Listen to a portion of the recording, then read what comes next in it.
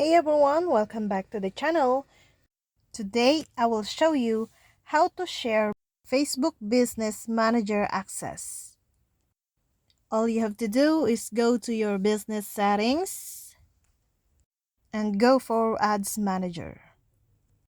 Now, at the bottom, click Settings. Under the Account Settings, click Add Accounts. Now, click Add People. Now, select a friend or type a friend in your Facebook who you want to admin on your business account.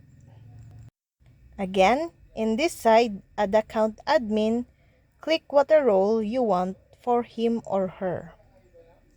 Now, click Confirm. And that's all.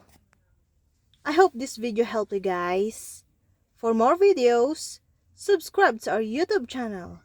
Thank you for watching. See you again.